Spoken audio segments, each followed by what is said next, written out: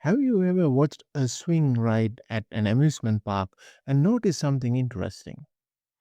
The riders may be moving at a constant speed, but they are not moving in a straight line. Their direction is changing every instant. That is the key idea behind uniform circular motion. In this video, we will study objects that move at constant speed along a circular path. The speed stays the same, but the velocity changes because velocity includes direction. Let us start with the definition of uniform circular motion. Uniform circular motion is the motion of an object traveling at constant speed along a circular path. There are two important parts of this definition. First, the speed is constant. Second, the path is circular. So the object keeps changing direction as it moves around the circle. On the slide, notice that the velocity arrows are tangent to the circle. This means the velocity points in the direction the object is moving at that instant. As the object moves to a new position, the velocity arrow also changes direction. This is why constant speed does not mean constant velocity. Speed is only a number, but velocity is a vector.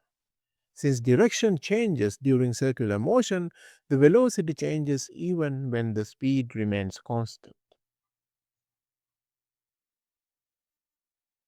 The period, represented by capital T, is the time it takes an object to complete one full trip around the circle. One full trip is called one revolution. For one complete revolution, the distance traveled is the circumference of the circle, which is 2 pi r. Since the speed equals distance divided by time, the speed is circumference divided by period. So we can write v equals 2 pi r divided by t. In this slide, it shows the same relationship as v times t equals 2 pi r. This equation simply means speed times the time equals the distance traveled in one full circle, and it is given by 2 pi r. Here, that distance is the circumference, not the radius. The units also make sense. V is in meters per second, T is in seconds, so V times T gives meters. The right side, 2 pi r, is also measured in meters, so this equation is correct in terms of units. Now let us use this equation in an example. A ball moves with a constant speed of 4 meters per second around a circle of radius 0.25 meters. We need to find the period of the motion. The period is the time for one complete revolution, so we are solving for capital T. And we can use the equation that we discussed before. So before we start solving, let's write down the given variables. So the speed is given as 4 meters per second. The radius is given 0.25 meters.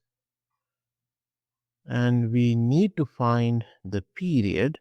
So if we look at the previous equation, we have v times t equals 2 pi r.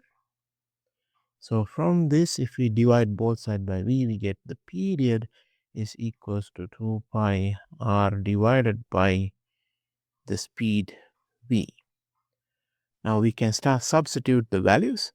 So we have 2 pi times 0.25 meters divided by 4 meters per second, and we get 0.39 seconds as the answer. So the period for this motion is 0.39 seconds. So far, we described circular motion using distance around the circle. Now we will describe it using angle. When an object moves around a circle, we can describe how far it travels using arc length, represented by S. Arc length is the distance along the curved path. We can also describe the motion using an angle theta. In circular motion, theta is usually measured in radians. The relationship is theta equals S divided by R. In words, angle in radians equals arc length divided by radius. This equation defines the radian. If the arc length equals the radius, then theta equals 1 radian. For a full revolution, the arc length is the full circumference 2 pi arc. Substituting that into theta equals S divided by R gives theta equals 2 pi radians. So one complete revolution is 2 pi radians, which is the same as 360 degrees. Now let us describe how much an object rotates between two angular positions. The rotation angle or angular displacement tells us how much the object has rotated. Theta naught represents the initial angular position and theta represents the final angular position. The angular displacement is the change between them. So delta theta is equals to theta minus theta naught. This is very similar to linear displacement where delta x equals x minus x naught. The unit is radians. For example, pi radians is half a revolution and 2 pi radians is one full revolution. Angular displacement tells us how much the object rotated. If we want the actual distance traveled along the circular path, we use arc length S equals r theta with the theta in radians. Once we can measure a change in angle, we can ask how fast that angle changes, and that is angular velocity. Angular velocity, represented by omega, is the rate of change of angle. The equation is omega equals delta theta divided by delta t. The SI unit is radians per second. So if omega is 10 radians per second, the angular position changes by 10 radians each second. Now we connect angular velocity to linear speed. Linear speed along the circular path is v equals delta s divided by delta t. From the arc length relationship, delta s equals r delta theta, and substituting gives v equals r delta theta divided by delta t. Since delta theta divided by delta t is omega, we get the important equation v equals r omega.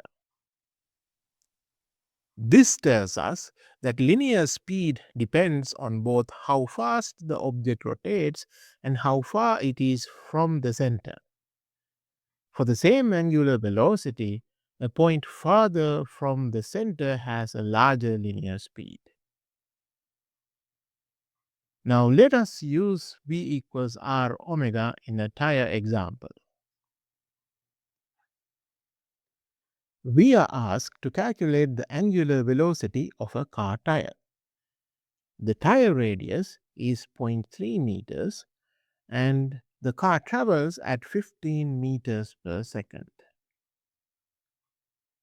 Assuming the tire rolls without slipping, the car's linear speed is related to the tire's angular velocity by the equation v equals r omega. We are given v equals 15 meters per second and r is equals 0.3 meters. So we can use the equation v equals r omega and rearrange it to point omega. So v equals r omega, we can divide both sides by r. So we get omega equals v divided by r. Now we can substitute the values. So omega equals 15 meters per second divided by 0.3 meters. And we get omega equals 50 radians per second. This means the tire's angular position changes by 50 radians every second. Since one full revolution is 2 pi radians, this is about 8 revolutions per second, which is reasonable for a car tire moving at this speed.